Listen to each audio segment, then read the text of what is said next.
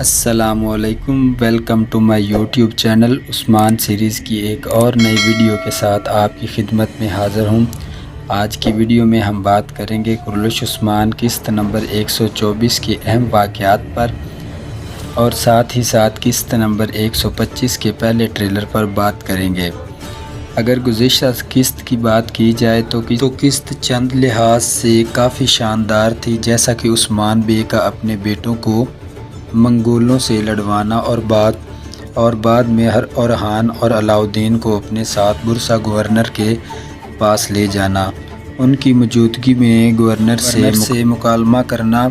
تاکہ اس سے سیکھا جائے۔ اس سے ظاہر ہوتا ہے کہ آنے والے سیزن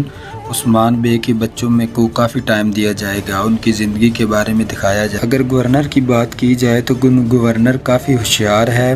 لیکن وہ عثمان بے کو بہت کم تر اور ہلکے میں لے رہا ہے، جو اس کی سب سے بڑی غلطی ہے۔ اگر دوسری طرف عثمان بے کی بات کی جائے تو عثمان میں برسا جو حاصل کرنے گئے تھے وہ تقریباً حاصل کر چکے ہیں۔ نعمان اور گورنر کا اتحاد روکنا چاہتے تھے، وہ روک دیا، اور دوسری طرف منگول فوج میں اپنا جاسوس زہر کوتاہی بھی ڈال دیا۔ دوسری طرف اگر شیخ ادب علی اور ترگت کی بات کی جائے تو جیسا کہ ہم نے آپ کو اپنی ویڈیو میں بتایا تھا کہ یہ دونوں کردار اس ڈرامے کو چھوڑ کر جا رہے ہیں، تو ایک تو اچھی بات یہ ہے کہ دونوں کو شہید نہیں کروایا گیا، کیونکہ اگر تاریخی لحاظ سے دیکھا جائے تو ترگت بے اور شیخ ادب علی کافی لمبی زندگی جی ہے، اور عثمان بے کی فتوحات میں اور ان کے ساتھ ساتھ سلطنت قائم کرنے میں ان کا کافی اہم رول رہا ہے۔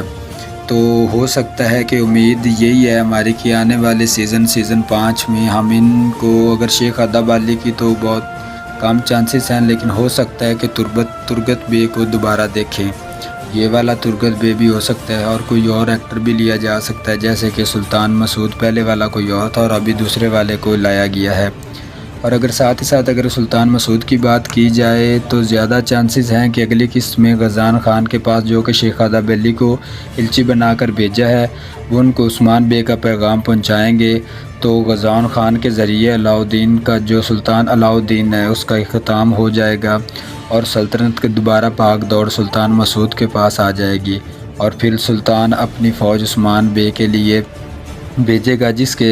جس کے زیادہ امکان ہے کہ عثمان بے اس فوج کے ساتھ نعمان کا خاتمہ کرے گا اور ساتھ ہی ساتھ نئی فتوحات کے دروازے کھولے گا۔ اور امید یہی ہے سلطان مسعود کی طرف سے عثمان بے کو گرین سگنل ملے گا، اور اسی کے ساتھ سلطنت کا قیام بھی عمل میں آئے گا۔ قسط کے آخری حصے اور پہلے ٹریلر کی بات کی جائے تو وہ زیادہ تر اسمہان اور مالن پہ ہی تھا، تو جس میں اسمہان نے مالن کو پھنسایا اپنے قتل میں یا اس کے قتل کرنے کے منصوبہ بنایا ہے، تو اس میں تو صاف ظاہر ہوتا ہے کہ اسمہان کا اختتام ہے، کیونکہ جب اس کے بیٹے کو مار دیا جائے گا تو صاف ظاہر ہے کہ اس کا بھی اختتام ہو جائے گا۔ اب یہ تو آگے جا کر ہی پتہ چلے گا کہ کہانی لکھنے والے میں اس کے بارے میں کیا